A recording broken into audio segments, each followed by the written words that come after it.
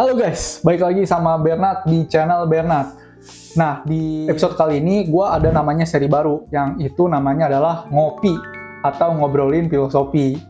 Nah, jadi di seri baru ini gue nantinya bakal banyak upload episode. Tujuan dari dibuatnya channel atau seri ini adalah biar gue bisa sharing-sharing filosofi-filosofi apa yang udah gue pelajarin dan kasih tau pendapat gue tentang apa yang gue tangkap dari filosofi yang bakal gue bahas. Langsung aja, kita nggak usah pakai lama.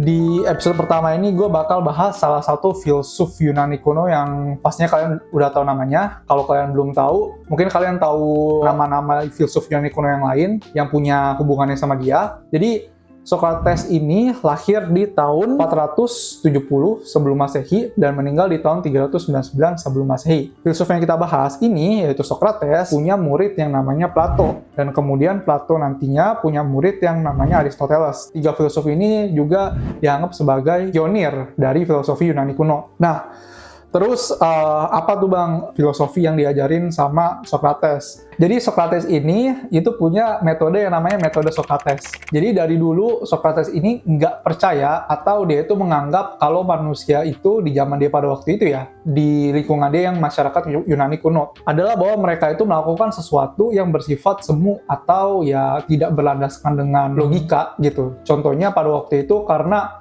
masyarakat Yunani itu masih percaya akan adanya mitologi Yunani seperti dewa-dewa Olympus atau dewa-dewa Titan itu jadi bagian integral gitu dari kehidupan mereka semuanya. Jadi kadang mereka mau melakukan apa itu gara-gara dewa ini, mereka mau melakukan apa gara-gara dewa ini dan lain sebagainya. Nah, si Socrates ini, Bapak Socrates, ini tuh sangat menentang hal tersebut karena dia nganggap kalau orang yang waktu itu petinggi-petinggi yang percaya akan mitologi Yunani, mereka merasa itu mereka paling bijak. Padahal sebenarnya mereka nggak tahu apa-apa. Jadi Socrates ini itu beranggapan kalau dirinya itu bukanlah orang yang paling bijaksana. Karena dirinya itu nggak tahu apa-apa.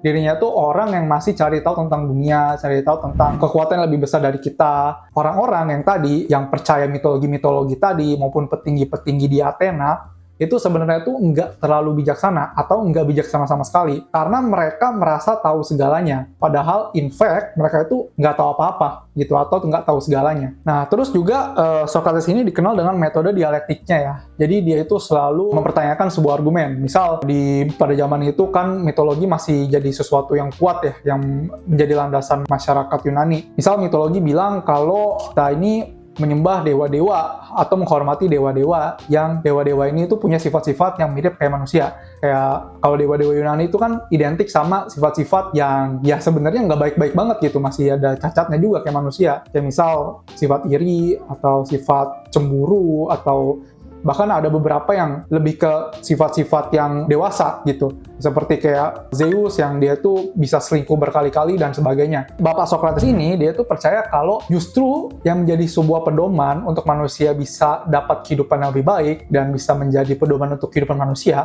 itu harusnya sesuatu yang divine. Justru bukan merupakan sesuatu yang malah banyak kekurangan. Karena kalau ya ada dewa yang punya banyak kekurangan dengan manusia yang banyak kekurangan. Terus manusia mau contoh siapa gitu kan? Intinya Socrates ini selalu bertanya-tanya dan selalu mempertanyakan kepercayaan mitologi pada saat itu. Nah, tapi argumen Socrates ini begini, dalam dialognya Apollo yang ditulis oleh Plato juga, Socrates ini menyatakan kalau sebenarnya dia itu percaya akan adanya Tuhan, tapi Tuhan yang di sini yang dimaksud itu adalah bukan Tuhan yang kayak tadi, yang punya kekurangan dan punya segala macamnya yang nggak baik untuk ditiru oleh manusia. Tapi melainkan Tuhan di sini itu harus Tuhan yang divine. Dan dia percaya bahwa kepercayaan tradisional masyarakat Yunani pada zaman itu sudah melenceng gitu dari kepercayaan dewa-dewa yang seharusnya. Karena dewa ini seharusnya harusnya bisa jadi pedoman gitu untuk masyarakat Yunani pada zaman itu. Nah, kemampuan Socrates ini dalam menggunakan metode dialog itu dapat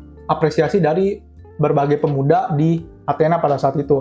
Karena ya pemuda-pemuda jadi kayak terinspirasi gitu kan sama pola pikirnya Socrates dan juga jadi lebih kritis juga dalam nanggapin sesuatu. Tapi ada nih kontradiksinya atau ada pertentangan dari kaum-kaum yang percaya pada mitologi Yunani, terutama yang masyarakat-masyarakat yang masih tradisional. Dia menentang kalau Socrates ini itu sebenarnya itu bisa merusak gitu kepercayaan tradisi leluhur yang udah dibangun ribuan tahun lamanya. Nah, tapi untuk menanggapi itu Socrates justru bilang kalau justru perilakunya ini dilandaskan atas daimonion atau suara kebatinan ilahi. Dan ya, jadi dia percaya intinya dia itu dipanggil atau diutus oleh para dewa justru untuk memperluas atau melaksanakan tugas filosofisnya. Kira-kira gitulah.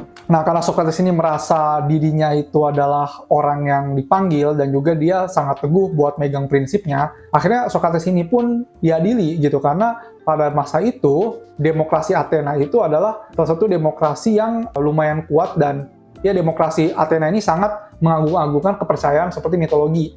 Nah, karena Socrates ini udah menghina-hina, bukan menghina ya, tapi lebih tepatnya semacam mengancam gitu kepercayaan masyarakat Yunani pada saat itu, kepercayaan terhadap dewa-dewa dan sebagainya, akhirnya diadililah si Socrates ini di peradilan Athena pada saat itu. Dan hasil keputusan dari peradilan itu menyatakan kalau 280 hakim itu setuju, sedangkan hanya 220 hakim yang nggak setuju kalau dia dihukum mati. Dan pada akhirnya Socrates ini wafat di umurnya yang ke-70 tahun dengan cara meminum racun. Nah, jadi menurut gue kalau belajar dari filosofi dan juga jenjang kehidupan Socrates ini ya, gue suka dengan prinsipnya Socrates. Jadi dia tetap berpegang teguh ke prinsipnya, dia merasa kalau dia ini adalah orang yang belum bijaksana, belum tahu apa-apa, dan dia rela untuk mempertanggungjawabkan semua yang udah dia lakukan. Nah, terus juga metode dialektiknya misal. Socrates ini terkenal dengan metode dialektiknya yang udah nyebar kemana-mana gitu. Bahkan sekarang kalau kita lihat lomba debat, atau misal orang berantem gitu, ribut, itu kan juga pakai dialektik. Jadi, orang nanya, kenapa lu begini? Orang satu nanya, kenapa lu begitu? Nanya-nanya terus, dan akhirnya ya dicapailah sebuah kesimpulan. Kalau dua-dua orangnya nggak keras kepala ya. Jadi, Socrates ini tentu pengaruh banget baik dari dirinya maupun filosofinya untuk pengetahuan dan juga filosofis dunia. Ya mungkin kalau di next video gue bakal bahas tentang filsuf-filsuf lainnya yang juga adalah filsuf Yunani kuno, nanti juga ada filsuf Tiongkok mungkin gue akan bahas di sini. Ya mungkin gitu aja untuk video kali ini. Kalau kalian suka jangan lupa like, komen, subscribe, karena gue bakal bikin banyak video ngopi kalau banyak yang nonton. Anyway, see you guys in the next video.